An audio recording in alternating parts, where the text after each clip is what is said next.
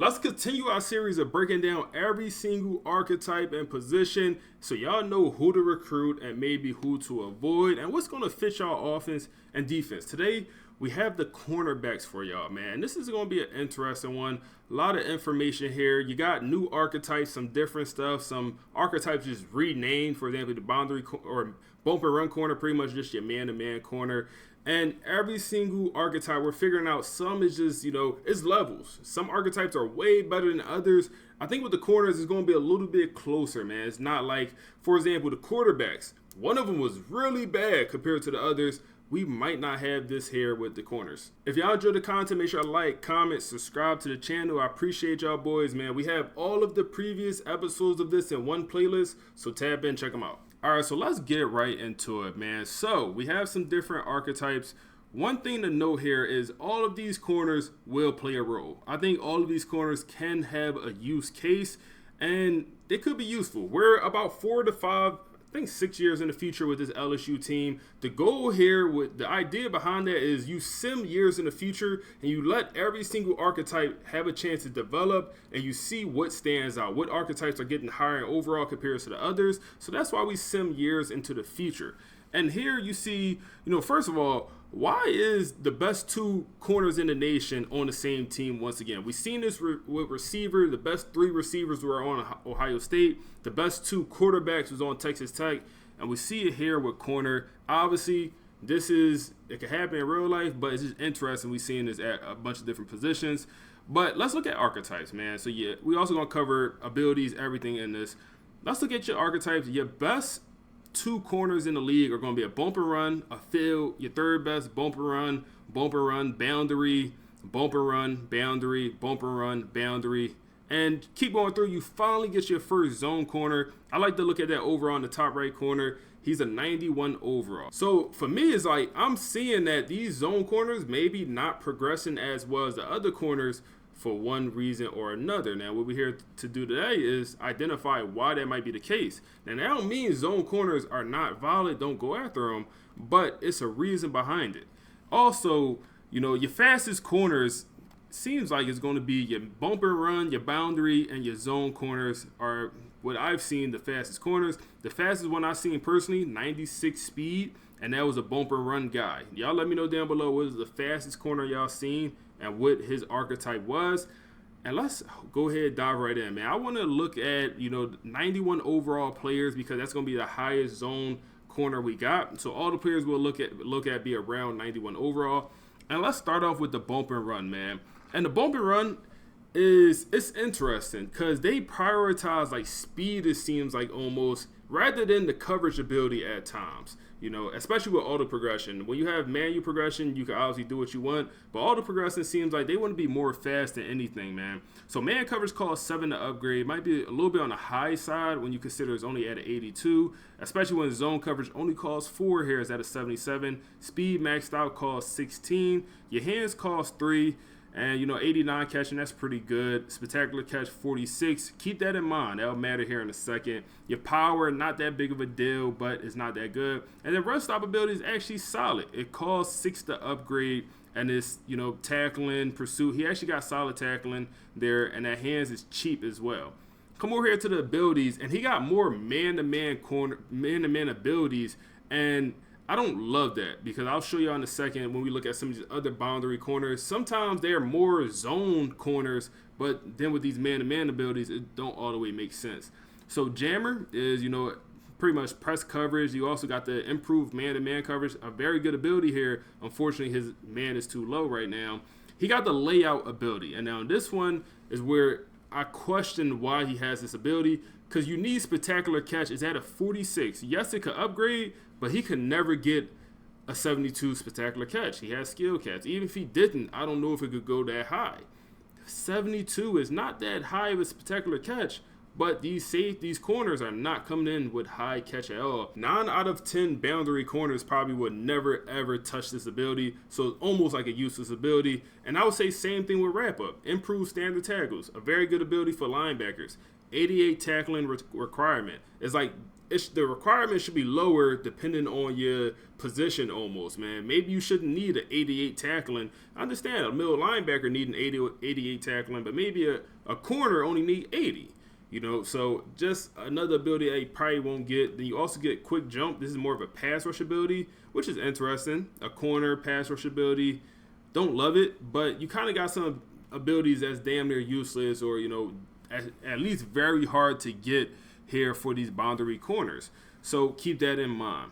Let's move on to the next one. And before we do that, I just want to show you a couple other boundary corners. And this is what I mean where, some of them don't have man coverage. And, some of them just prioritize speed. So, like, why do they have man abilities? This one, 95 speed, 78 man, 88 zone. You look at another boundary corner down here who has 90 speed, and his coverage ratings are pretty good across the board. I like this guy. He looks pretty solid, Speed might be low for some guys, but 90 speed is, that's pretty much normal nowadays. Another guy here that's well balanced, but lacking speed, just don't look amazing. And then another guy here, lower man coverage than zone. And I just don't quite get why when you come look at their abilities, they seem like they have more man abilities, even though their man coverage seems to lag behind their zone coverage. And their man coverage is more expensive to upgrade, So I'm not really getting that. You see man coverage costs 6 here, and it costs 5 here for the zone, even though the zone coverage is further along. So it's like what do you want to be? Is he a man corner or zone? Like, come on.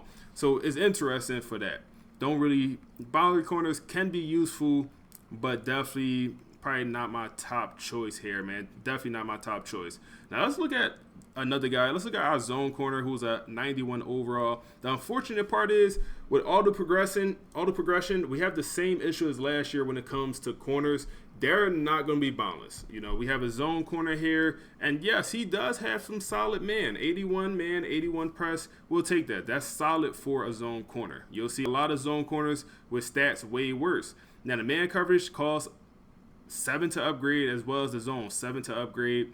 Not great, but he is damn near, he's pretty far along pretty much. Quickness costs 15, which is, going to be on par with everyone. It's expensive to upgrade that quickness. Hands cost 7, but he already has 99 catching, which is very good.